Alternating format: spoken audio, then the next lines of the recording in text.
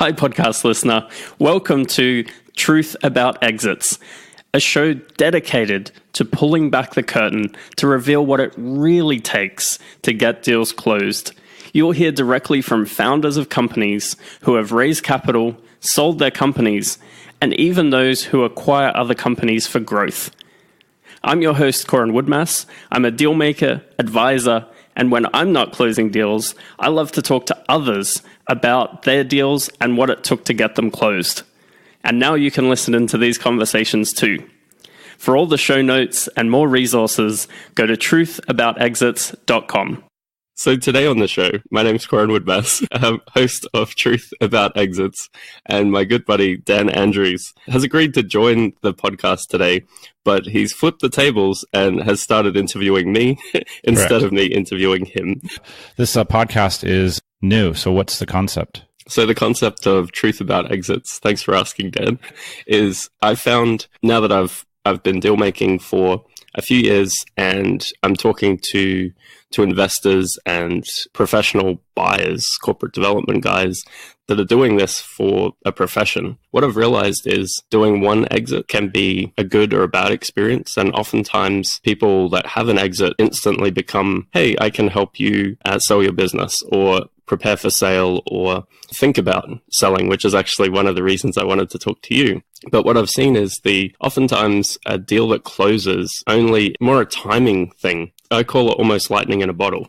So we've seen some deals that 100% would not have happened at any other moment in time. And the deal structure was such that it was a really great deal for the seller or the client. And other times we've had different deals that matched a lot of those same criteria, and just the result was very different. So that's a long way of saying the truth about exits is all about every side of the deal. So sellers, we're interviewing people that have clients of ours that have successfully sold, clients of ours, like a mutual friend I interviewed yesterday, that went through the sale process and decided not to sell. So that was interesting. Also wanting to talk to the buy side. So one of my colleagues has 20 years of corporate development, investment banking experience.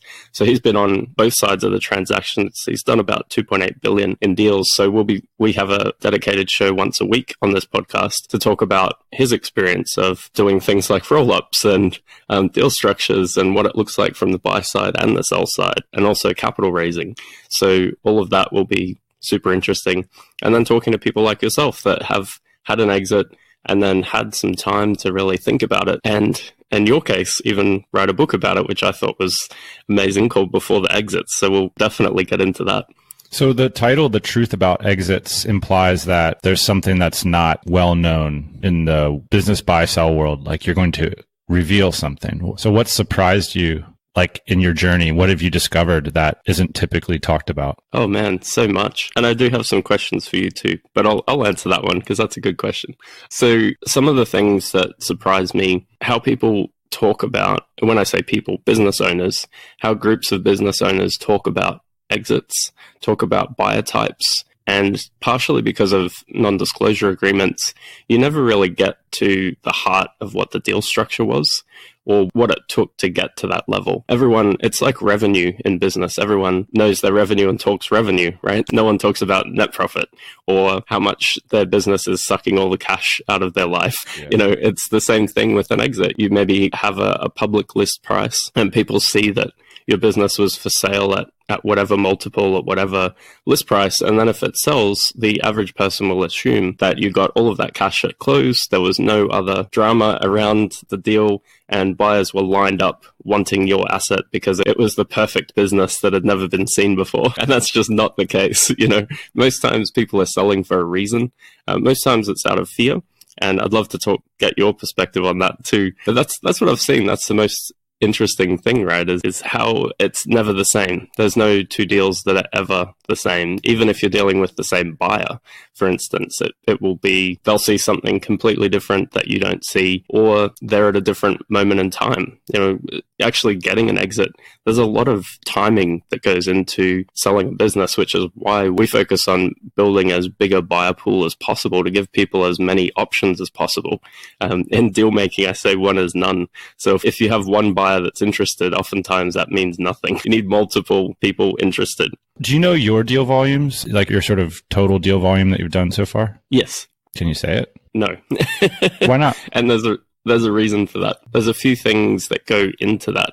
And I'm focused on where we're going, not where we've been. So my goal for this year is to close 20 million in transactions. Next year is 100 million in transactions. And I can tell you, combined, in the few years since we started, we haven't hit 20 million yet. But I can see where this business is going, and more importantly, where our buyers are. We just ticked over $1 billion in registered buyer pool, which is nuts. And a lot of those guys want the large deals. I was messaging you about being in New York recently, and that alone is a $10 million deal. So there's the volume. You mean you were going to New York to work on a $10 million deal that's part of that you're in charge of, basically, or that you're hoping to close? Correct. Yeah. Absolutely. Coran, you've done a lot of different types of businesses. Why does the world need another business broker? I feel like it's a traditional entrepreneur. You, as a lifetime entrepreneur, you get an itch when something's wrong, and you see an opportunity and you see a problem or a gap in the market, and you just have to fill it. At the beginning, I really resisted doing this because I was very happy. As you know, we've met in multiple countries all around the world, and I love that. I love the freedom to just go in and move. And this business is actually, the bigger the deal gets, the more professional the buyers are. We actually need to be in locations to get deals closed, and that limits the amount of travel. I couldn't make it to DCBKK last year and hang out with you guys in Chiang Mai, but that's a choice, right? And the reason I'm doing this, there's a couple-fold. So I find that, and you've talked about this before, is the average business broker, it doesn't really have the seller's best interest at heart, I don't believe. And there's a gap between a business broker and someone like an investment banker or M&A advisor. So our approach is we look at the person behind the deal and the business, and we say, well, what would it take to get the absolute best outcome for this business? And oftentimes when I first talk to people, it's not to sell right now. Like, that's not the option. That's not the best option to get them the outcome they want. A multitude of factors. So I like to think of it when I talk to someone the first time is I need them to think about or convince themselves to sell as opposed to not sell, because we always start from a default position of not selling. And the real concept behind that is to get the absolute best outcome for each client, not have hundreds of listings. That's just not my model. So I've been on both sides of transactions, and I want to help each client get the best outcome for them. When you're like flying to New York and there's these big buyers there and they're excited about your inventory of potential opportunities, how do you disclose to them that, like, hey, I'm actually trying to maximize how much this sells for? That's pretty standard in the industry, actually. For, investment bankers or M&A guys, that's what they do. They take a deal to market. They try and maximize value by finding the right buyer fit or the right buyer pool. So we're just following a different model, I guess. It's interesting because we put out so much data and we've been watching this market for so long. Oftentimes the buyers are asking me about, or our team about, value, deal structure, transfer process, those type of things. They're keen to know what it actually takes to get these deals done. These guys in New York, they're more traditional M&A guys. So they've done a lot of deals in different verticals, but a brand that sells mostly via Amazon is different to them, and they want to know how they should view that deal. That's where we can add value. A few years ago, you were talking on the podcast about trends in the industry. I think you do a really good job of making it easy to understand, like, what's going on in the Amazon space. How would you describe the last couple years in terms of people building businesses on Amazon and what's happening there? Yeah, a lot's changed. In the beginning, I literally had buyers that would say, I'll buy anything that sells on Amazon. And now it's definitely not the case. There's just more sophistication because there's more inventory on the market and there's more deals that aren't selling through. Not everyone, because we're so focused on this space and we're watching the whole market, we can see the overall macro trends, if you will, in the marketplace. And we don't get visibility on every deal, of course. There's no public registry or public repository of information on private business sales. There doesn't need to be, so there isn't. And getting information, like I mentioned before, NDAs come into play, and a lot of people don't want to share information, which is fine. I'd be open to it, but you need everyone to be on the same page. So the biggest trends, we've seen an abundance of deals on the market. So there's a lot of listings. So a lot of people have heard other people sell. They're like, yep, I'll go out. I'll sell my business too. And that's just not the case, right? It's the overall sell-through rate last year. Confirmed sales was about 20% of the market sold through. And that's everywhere. So we find anything that's publicly available, whether it's someone trying to sell their business themselves through a broker, through a marketplace, through a traditional business broker. We've got about 60 or 70 different brokers or marketplaces that we're tracking. And there's a lot of listings on the market. There's about 230 deals live right now available at all different price points. But that's the biggest takeaway is because there's so much inventory on the market, even a novice investor at the six-figure range can easily see 50, 60 deals and figure out what's a good business and what's not. So that's the biggest change we've seen for sure. Who are the people, because you get to see like the inside baseball of many of these deals, who are the people that you sort of squint your eyes a little bit and smirk and say, wow, those people got this thing figured out? Like, who's winning right now? On which side of the Well, that's my question, I guess. How are people winning on either side? Okay, cool. Yeah, that's a great question. I've never been asked that before. Right now, I strongly believe it's the buy side that's winning. So another trend we're seeing under $1 million list price is the multiples are dropping, and they're very soft partially because of the inventory, partially because there's no one helping people see what's a good deal or helping them necessarily understand how to make their deal better, or maybe they just don't care, they just want out, right? The multiples are softer there. I think the buy side in that range, the 0 to $1 million, you need to see a lot of deals to get a good deal for you. I was talking to a lady last night at this conference, and she runs a traditional manufacturing business, and she has retailers sell her product on Amazon, for instance. And we were talking to her about, well, why don't you take back control of your own product and your own brand? She didn't quite realize you could do that.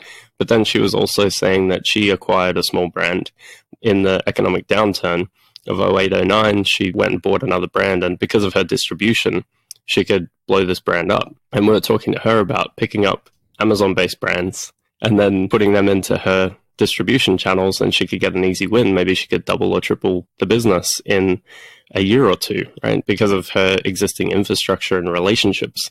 So I feel like anyone that comes into this space on the buy side with unfair advantage, so whether it's distribution, it's more capital, it's a better understanding of marketing outside of Amazon. We're at a conference right now, and they were talking about this yesterday, actually, is a lot of people have, when I say people, a lot of business owners that sell product brands via Amazon, because it's relatively easy to get into that ecosystem, and you can basically grow a business really fast without traditional marketing and sales skills. So anyone that has traditional digital marketing, offline marketing, direct response kind of marketing chops can come in and take something that's working, that customers love, and then build it outside of Amazon, and then not come in with the fear mindset. Because a lot of times, I talk about this a lot, but a lot of times the only reason clients are thinking about selling their business is fear. That's the main motivator, is what if this all goes away, right? And you talk about this too. I love hearing you talk about your story. Maybe we can reschedule it. I'll interview you. I'll interview you about that. What about the sell side? Who's winning on the sell side? Right now, there's a few. I think there's definitely a subset, unfortunately, that's seriously just pumping and dumping at different levels. So you'll see this a lot at the lower levels of enterprise value. So under 100,000, under 500,000, there's brands that have just been pumped up in a short period of time. And there's no the seller themselves don't know if the business will continue. So if they get a cash out at 2 to 3 times earnings, that's a win for them. What they don't know is whether that will continue, whether it will grow. They just want out. And that's one way to do it. So I would say that's probably a win for them. But the ones that I'm really seeing that are winning, brands and businesses that have built such momentum behind their business that it's legit getting uncomfortable. So their brand is growing so fast that they need to put in more capital. But to do that, their lines of credit are personally guaranteed. More of their net worth is built up in this business, and it's getting uncomfortable. Maybe they're the sole owner of that business, and it's becoming uncomfortable. That's the perfect time not the perfect time, but that's one way to win, is you've built a monster, and you can exit, pass it on to someone instead of restraining growth. So that's another way to win. Also, there's a lot of buyers that are interested in keeping those founders on and providing growth capital. So that's another win. You don't actually have to, if you're on a monster and you're just needing help with the financing side, there's buyers that are actually interested in that. The whole private equity space really was built around these type of deal structures to keep the founders in, have them take some chips off the table, and give them growth capital, access to more distribution to grow the business. Or maybe they're looking to do add-on acquisitions to that brand, that business, to make it stronger and then sell it in a few years' time. And if you retain, say, 20% of the deal, you'll get, they call it the second bite of the apple in the private equity world. This is their whole pitch, right? Hang on to 20% and we'll sell this in 5 years, guaranteed for 10 times more. And sometimes it works, sometimes it doesn't, and depends on the deal structure. Sometimes they're sharp. I mean, this is all they do. They're professional deal makers, which is another reason why I started this show, to really highlight what that is and what the real motivations are. And, as cool as that sounds, holding back 20%, getting another exit, I guarantee you, the main reason that offer is on the table is to reduce the risk of the buy side, not improve your chances in the future as the seller. So that's something, if you understand the motivations on both sides, that's where the real power is, to understand why an offer is like it is. One of the things that interests me just in life in general, I'm just going to say this out loud, is like important things that no one is writing about or producing content on. Because I think like Google has subconsciously persuaded us that like everything important in life has like written about. And it's just not. So here's an example of something I'm seeing that I just haven't heard a lot about, which is over the last 5 years, there's been a big trend of people in the middle of their lives who have money buying themselves into entrepreneurship. And they're doing it through internet businesses. And I'm wondering, do you have any insight into how these people are faring, generally speaking?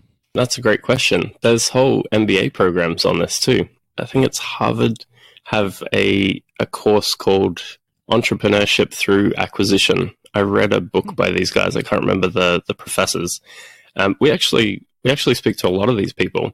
And so this is one of the truths about exits and that I'd love to dig into. So I'll give you a preview here. So on the sell side, or in business groups, like the DC, for instance, someone will mention private equity groups. And the average business owner thinks that's one thing, but there are many different versions of a private equity group. There's a group that actually has raised a fund, which is not the person you'll be talking to most of the time.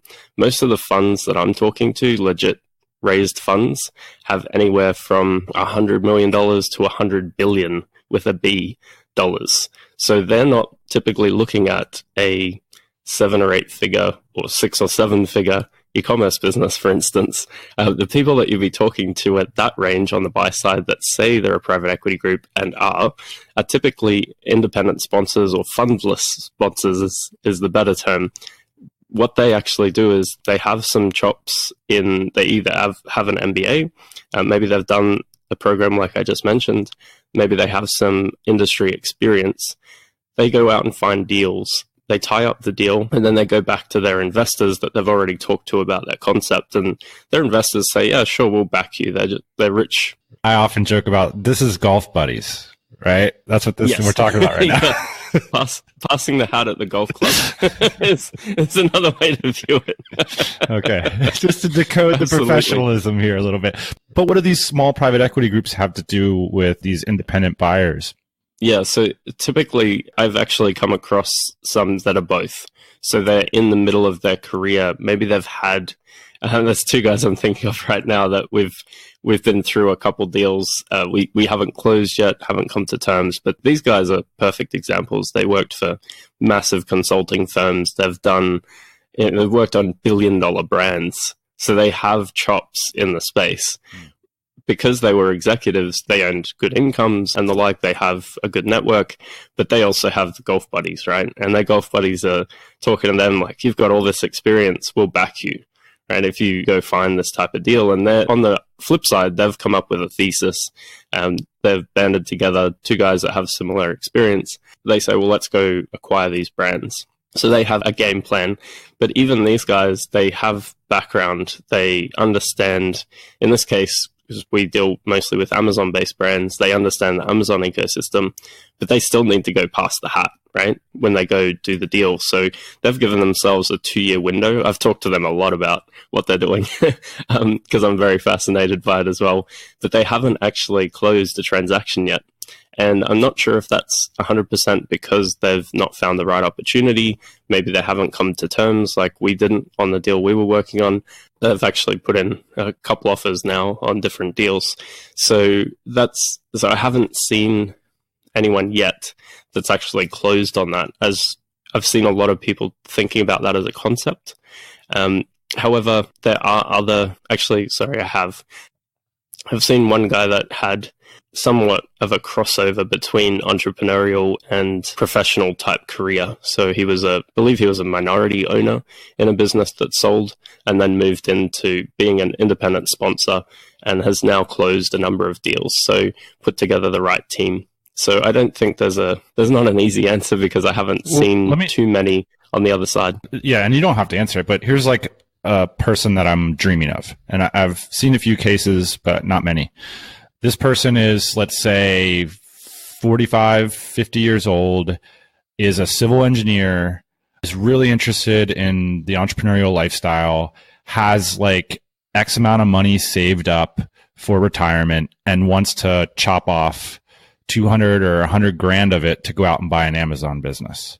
That's the buyer profile I'm talking about. How are those people faring? Or do you see a lot of that? Essentially like the career person who's using their retirement savings to buy into entrepreneurship. So right now, we haven't closed a lot of deals with that type of archetype. And the reason for that is most of those guys are using or wanting to use SBA-backed debt. And we've only had a handful of deals, or one deal actually. We're prepping some now, one deal that was actually fit that criteria. Because a lot of our deal flow is outside of the US, so it's outside of the mold. So they'd need to actually put in a couple of million themselves, and that's in cash, or they can't really come up with that close. Is the answer? Yes, yeah. So part of it is the deal size we're doing. I was thinking back a few years ago when we were still doing we started off just doing 6-figure plus deals, and now we do 7 and 8-figure plus deals. That's our wheelhouse. So I have seen we have closed deals at that range with similar type experience, but all of them were actually business people. So we had offers from professionals, but yeah. So I think that's a long way of saying, as a concept, I agree it's interesting. If you want my opinion on how I'd look at it, if I was a professional coming into acquisitions, happy to talk about that. But unfortunately, I don't have any point of reference to say, well, this guy did this and it's going great, and this guy tanked and no big deal. Lost everything. Well, what advice would you give to a person in that situation?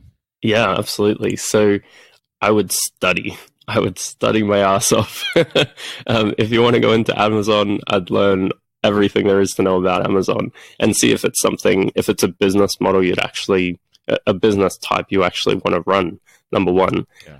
Next, I'd read everything by Keith Cunningham and really dig deep into his thoughts. He's very anti-online business. He likes to buy car washes, and he loves that. I think he has a plumbing business that kicks off like $3 million in cash flow a year or something. It's ridiculous.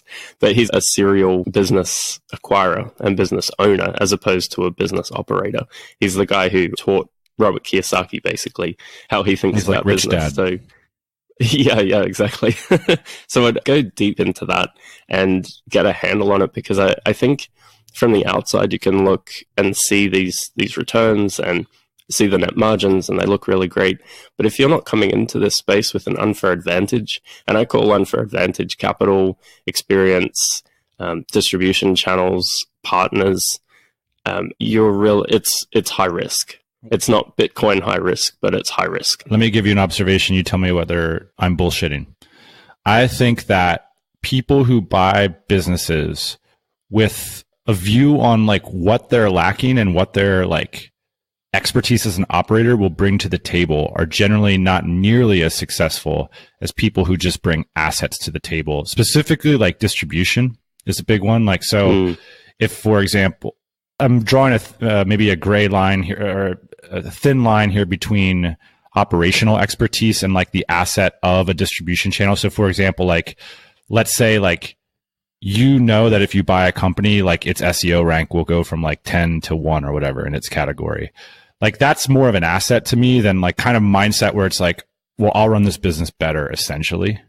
So maybe my initial distinction isn't right, but the idea is like when I see people buy businesses because they think they'd be good at running them and fixing them, it doesn't seem like those people are having nearly as much success as the people who are bringing like a concrete asset to that business when they buy it. Absolutely. I couldn't agree more, mate. And one parallel for this is back when I was consulting, I read a lot of Jay Abraham's stuff, and he's someone to definitely research in the marketing side of the world. But one thing he said, and a few other consulting type gurus say this, is when you're consulting, the thing that no one really gets until they get it is that the client you work with, the ideal client, is someone that's already successful. They're already on a growth trajectory. You can give them a little bit of advice and that will mean a massive result to them. You don't want to start with someone that's starting from zero. Yeah. And it's the same with a business. It's attractive because you're not starting from zero with the business, but oftentimes people don't think about the operational jobs it takes to actually run the thing, let alone grow it. If you're coming in completely blind to a space, that's a losing proposition. That's gambling. If you're coming in, like you said, with some assets, some real assets behind you, whether it's distribution, it's supply side. Supply side is huge. If you can take margin and improve the margin, you're making more money straight out of the gate. So maybe you've got supply side knowledge and you're just wanting to plug into another sales channel. Like I mentioned before, the manufacturer we're talking to, she has extreme domain experience and unfair advantage distribution channels in that market. So for her, buying a brand that's just on Amazon is a no-brainer. It doesn't matter that she's not an Amazon expert. So yeah, I would definitely look for the most leverage possible. And I love the quote from Warren Buffett, which everyone talks about, but I kind of see this as I'll explain how I see this quote. So everyone knows that Warren Buffett says the first rule of investing is never lose money. The second rule is see rule number one. And what I think is missed here, and maybe you get it, and maybe a lot of the audience does, and it just took me a while to see this, is you definitely make money going in, but what you're investing in needs to have some value already beyond what you're seeing on the balance sheet or the P&L. So like you were saying, if you're bringing assets to the table, you can increase the value of the business, the revenue of the business immediately. Well, that's what I was going to say. I was going to say a rule of thumb that to me is a correlate to Warren Buffett's quote there would be don't invest or buy a business that isn't immediately worth more because you did so. Yeah, exactly. If the deal structure as well, you know, if you're on the buy side, you can create whatever deal structure you want. Actually, that manufacturer, she's super sharp. She didn't have the cash for the deal. He actually got a deal, and it was one of the D's is why she was able to get this deal, because unfortunately the sell side had some health issues, right? So there's a health problem there. And not quite death, which is the D's, death, divorce, or... So she got a deal where she was actually paying out an earn-out structure where she paid less than the business was making already to pay the seller out, which is unheard of, right? So there's deal structures that are an absolute winner. So that was a percentage of the actual earnings of the business less than it was earning, which is a perfect deal. My final question for you, Coran, thank you for being such a great, willing interviewee. Okay, so you took some notes on Before the Exit, the book. If we were to do a second edition and give you a chapter, what are some things that you would add to it or change some things around so that buyers and sellers, or so that sellers would be better informed? That's a hard one to answer because I really love the way you put that together. So I'd want to be involved if there was a new, I think an update. It's a hypothetical question, you know, that's Coran. I'm not talking about the actual book. I just mean like, you know, say it was a discussion with people. Is there things that the book missed or could have emphasized more or added to? Or what does the next book need to say? Yeah. So from my perspective, yeah, that's a great thing. Sorry, I take things really literal. My mind just goes there automatically. It's like, how do we fix You're like, this? dude, That's I'm not writing question. a book, okay? So if there was a continuation or a second book, I'd love it to be a continuation of what happened next, because I think everyone likes a story, right? And your story is super interesting and your perspective is super interesting. So it was a moment in time, and then you've had time to reflect on it, and you do love philosophy. That's why I love having conversations with you, because you always see something from a different angle, or you bring a different perspective. But I'd like to see some of the, maybe talking to people that have done the opposite. Instead of selling, what did they do instead of selling? And you know, I've managed to meet some people, and you've mentioned this as well, that have built real wealth by holding businesses and buying more businesses, becoming the business owner instead of the operator, and taking fear off the table and just growing, either via acquisitions to that, add-ons for that business, or buying other business models, and talking to them about that path and seeing how that differs from having an exit and then doing something else. Does that make sense? Totally. Yeah, that would be cool. Because that's the big, I think that's one of the bigger questions that I received after the book. Specifically, I mean, how do you own your business, essentially? Yes. Which is kind of a crazy thing. But that was a big, I think it's funny when people like sum up, you know, for me, it was like writing this book was, you know, it's like close to 40,000 words, and it's all this time and this story and stuff. But it's funny, like what people take away from it. Like the other day, Taylor Pearson did a book review of it, and he said, too long, didn't read. You know, he put TLDR. He said, selling your business is overrated. Like, that's the takeaway. And it's like, yeah, you don't need to read 35,000 words. It's just selling your business is overrated.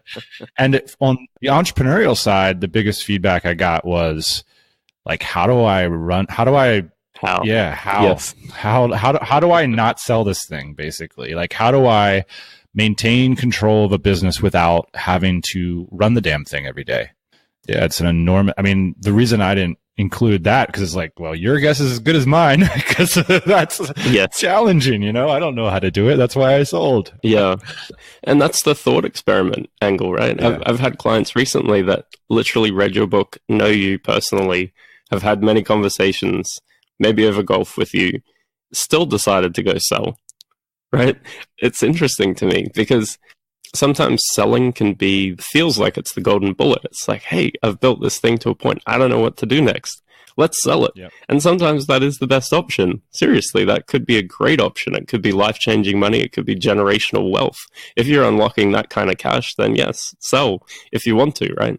But think about what you're going to do next and think about alternatives. And at least, like you said in the book, and I've heard you speak on this topic a number of times, we've talked about it, is what are your other options? What else could you invest in? Like the tax alone you were mentioning that you guys were paying on that transaction, is you could have really run some experiments and tried it, bought an SEO, given it a go, and see what happens as an alternative before going to sell. And that may take a little bit longer and not give you that instant payout. But there's always a reason that someone wants to go sell their business. And I think oftentimes we're not really true to ourselves. You know, who was it that spoke at DCBKK a few years back? I'll think of his name in a sec. I can see his face. I can't think of his name. My favorite quote from him, from his talk, was, lie to everyone else, just don't lie to yourself. And I just literally made me sit back in my seat and go, wow. And the true power in that statement, if you really let it sink in, is how often we actually lie to ourselves. You know, how do you see people doing this in the selling process? Oh, absolutely. Like, a lot of people won't admit that they're scared. And a lot of people won't admit that it's really a badge of honor to talk about with their mates that they really want to sell for. I had a 7-figure exit. It's kind of a cool thing to say I built this business from nothing and someone paid me millions of dollars for it. It's a badge of honor. It's, hey, look how great I am. Yeah. The crazy thing is, on the other side of that, as you've talked about a lot, and it's in the book, is what now? That didn't make me happy. That's not money changing life in some you can only mention it like a couple times to your buddies too, or else, you know what I mean? Like, you can't be the guy who continues to remind people. So it's just not as clutch as you might imagine as a resume. And it's living in the past. Yeah. So the crazy thing is, entrepreneurs are always moving forward. There's momentum forward. So it's cool for a minute, but then, well, what are you doing now, dude? Like, that's great. Awesome. High five. What the fuck are you doing next? Yeah, 100%. Because without the momentum, there's no, it's the tension of growing and momentum that actually makes life interesting. It's why we get up in the morning. If everything was easy street and everything was easy all the time, like, there's no pleasure without pain, right? You need that pressure, especially as an entrepreneur. You need that tension, that it can't be a clear win. You have to know that there's a chance of failure to even go and do it. So yeah, I'm talking a little bit pessimistically about selling, and I am a broker. That's my business. I sell businesses, but it's interesting to talk about. You know, why did you like embrace the book and the be wary of selling message so openly? If I'm a broker and if I'm an advocate for sellers, and ultimately my biggest asset is willing, happy sellers, or just willing sellers rather, why like be so enthusiastic? Why enthusiastically embrace this book and hand it to your customers and stuff? So yeah, that's a great question. So it's sort of like me, like if there was like some book about the value of like working in a corporate job and living in the same city for your whole life, I would like hand it out to every person that listens to my podcast. Like, that's the equivalent of what you're doing. Like, this book basically says, like, don't fucking list your business with Coran. That's the point of the book. Why are you embracing it? I think you missed the story of your own book, my friend. I definitely get the reason you wrote it. The reason I like to tell people about it, like you said, share it with people and the like, is, and I love the message, is because selling isn't the best option every time. And if someone actually goes through the thought process, maybe they try some of these experiments, they might actually build a bigger business, a more sustainable business, a business that runs without them. And guess what happens then? Right. The business is worth more. So when they do come to sell, we'll have a bigger, better, more sustainable business to go to market with, and no one loses in that scenario. Makes sense. It is funny. Ian mentioned it when we were selling our business, and I've heard it like a broken record. Is like, if you decide you're going to sell, all of a sudden you become this superhero entrepreneur, you know, like you figure out all your numbers. Like, you didn't know your numbers for a decade, and now all of a sudden you got these detailed profit and loss. You got this like organizational chart. Everybody's got clear responsibilities because you got to share this shit. And by the time you're selling, it's like, damn, this thing is sweet. Like, this is really running well. This business is so great. Absolutely. And it's just because you've been in it so long, you know, and so long could be 4 years, it could be 7 years, it could be 20 years or 30 years. You know, you're in the details, and it's not until you start seeing what you've created from the other side, which is really hard to do unless you have to go through the process, because no one wants to dig into their numbers. It's again lying to yourself, head in the sand stuff. It's, well, we've got more cash at the end of the year, we're fine, right? And revenue's growing, so that's all we need to know. And that's, if you're really honest with yourself, honest about where your business is at, not take it personally. And if you can do that, then that's the same perspective you'll get when you go through the sale process. And you'll be forced to do that, more importantly, which is really uncomfortable. You know, you don't want someone saying, well, what you built was shit, and why did you do that? And that's ridiculous. Well, you won't really get that sort of stuff, but there'll be a lot of questions about line items and costs and expenses, and why haven't you grown this bigger? And that can be hard. Those can be hard questions to be asked, because you're on a call with someone or you're meeting with them. You need to answer with something, right? Yeah, I could keep going. I'm much better at questions than answers. I love the deflection immediately. hit record. Hit record. Tell me about what you're doing. You're a Can genius, I have this file? Oh, of course you can. Of course you can. Let's share it, if you don't mind. Let's double publish. No, definitely. Was there some? So you bounced around, like your career to me is typical of a lot of people's. Like, if I'm just like thinking broadly about like the history of knowing you, it was sort of like, you know, it's sort of like you're being on a runway, and like you were on the runway for a long time, like sort of thing to thing, and like paying the bills, kind of moving along the runway, and then all of a sudden you took off. So was there something that you weren't honest with yourself about? Was that part of why you were able to take off, or was it simply a matter, or was it something else? 100%. And that's verbal aikido right there. Yes, of course. Of course, I was lying to myself.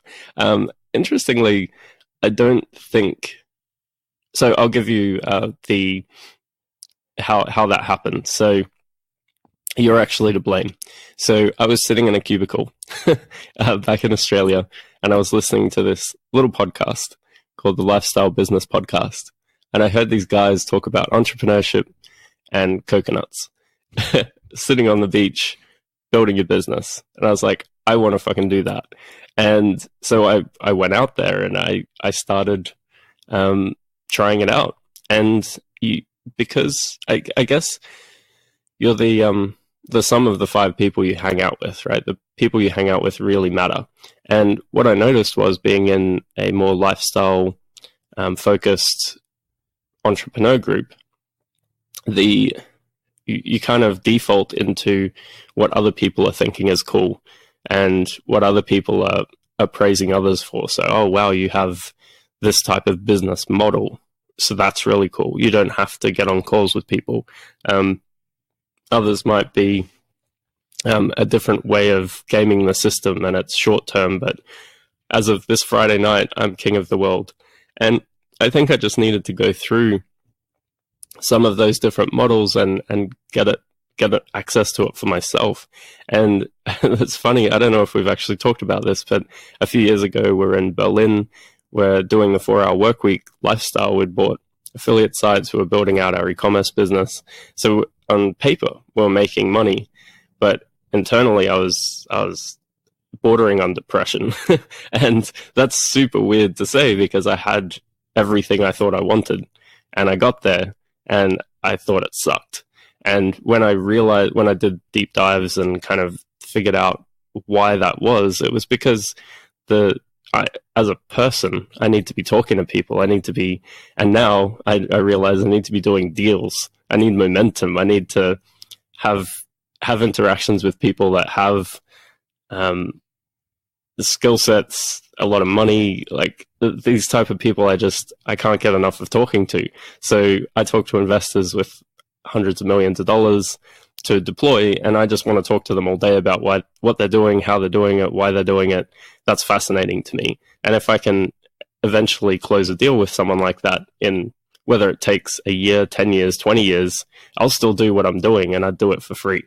And then on the sell side, because I've been on both sides of the transaction, I want to help clients get the best deal. So that actually gives me more energy. So when I'm on calls, even if it's late at night or early mornings or whatever, I've got to fly to go do a deal.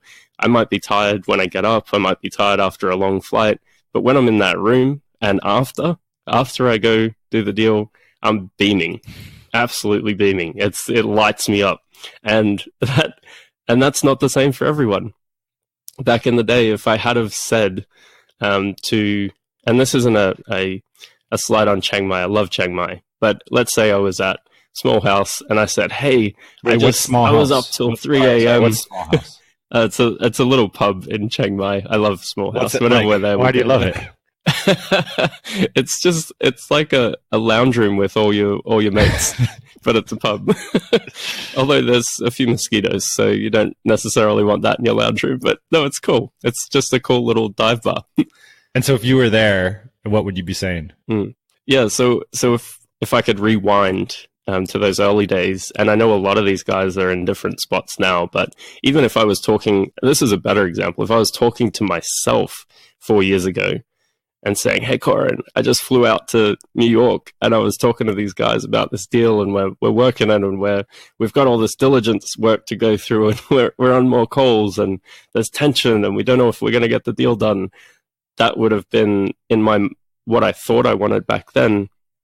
I would have said, "Why are you doing that? Just relax, have another beer, go do something else. You know, why are you putting yourself through this nightmare?" But in actual fact, I wasn't necessarily lying to myself. I just didn't know that was the thing, and you can only get that by the good thing was that it's the gift and the curse of it was I needed to see that 4-hour work week lifestyle, go to a bunch of countries to realize that that's not really me. And that's weird to realize, right? Yeah. What is it for you? What's your thing? That's interesting. What's my thing? Yeah. Tinkering with ideas. I love connecting concepts and figuring out how they can be useful. I love an idea that can be used like a shovel, you know? Like, now that we've got this, now we can go use it. And that's what really excites me. That's even like I like the way I write blog posts and podcasts is the same way I write emails to the team. It's like I figure out like the pattern, give it a name, figure out the concept, and then like make a rule. You know, like here's our rule based on, you know, like how we're going to do events going forward, like, you know, those sorts of principles, rules, structures, systems. Like figuring out what they are, that's what excites me. Wow, I'm really surprised. I've known you a while. I wouldn't have called you a rule guy. What does a rule mean to you? What does that mean to you? What's maybe rule? The rule isn't the right word, but like the book is a good example of like there was this mishmash of feeling and outcome, which is like our business sale. And the book ended up being a distillation of concepts that could be used like tools for other people in that situation. So that's why the whole book is a series of thought experiments. Like these are actual real experiments. So maybe I was trying to get at this idea of a principle or an experiment or just an idea. And they're ideas that I don't know where they came from, all of them. Some of them I just found laying around, and some of them I just thought, I did the hypothetical, like, well, what would I wish I would have thought, you know? And so that's ideally like people would read the book and say, well, this is a tool, you know? And so like those things exist in our businesses as well. Like, you know, when a customer says this, you know, how should we behave? And so like you write that rule and then you announce it to the company, and like that's how you build a company, I think, or how you build a culture. And that's the part of running a business that really excites me. I mean, for example, as like a really simple example, like recently someone asked us to sponsor our conference and podcast that I didn't necessarily feel comfortable with. And so and I didn't exactly know why, and nobody really knew why. And so the question was like, well, should we take their money because they're offering us money, and feel like vaguely uncomfortable about it? Or should we say no and then continue to feel vaguely uncomfortable about it? Or the third route is to say, well, why do we feel uncomfortable about this? Like, what's the principle here? Like, what's the idea? And you sit and you think about it and you walk around and you talk to people and you debate it. And then hopefully sometime within the next fiscal quarter, you can actually write the damn thing down and create a company policy.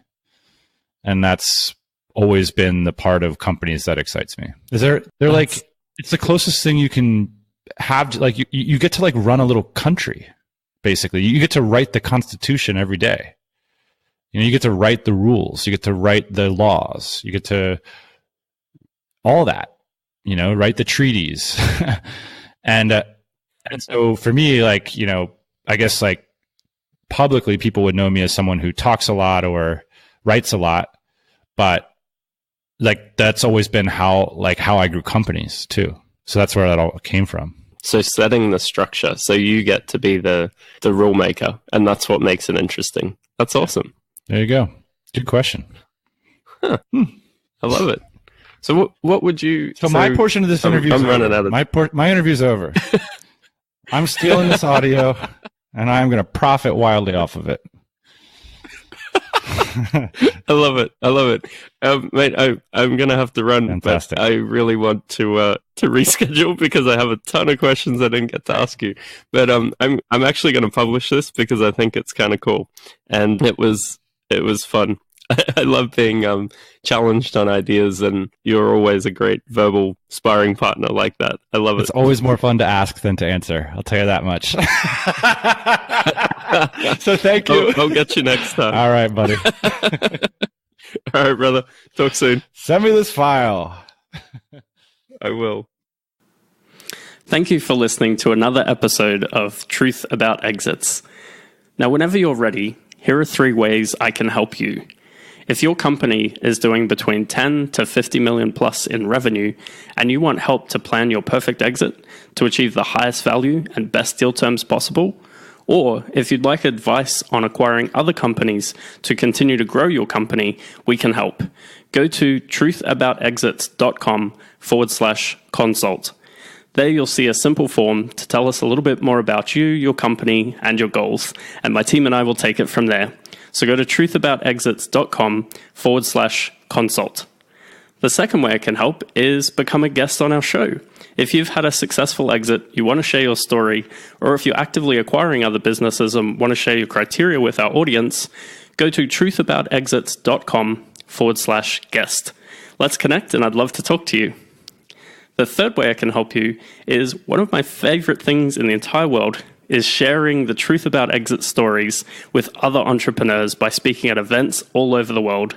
So far, I've had the privilege of speaking at events in the US, Canada, UK, Spain, Germany, Ukraine, Czech Republic, over in Asia, China, Hong Kong, Thailand, and even Australia. If you'd like me to speak at your next event, go to truthaboutexits.com/speaker and tell me a little bit more about your event, and we'll go from there. Thanks for listening, and I'll see you on the next episode.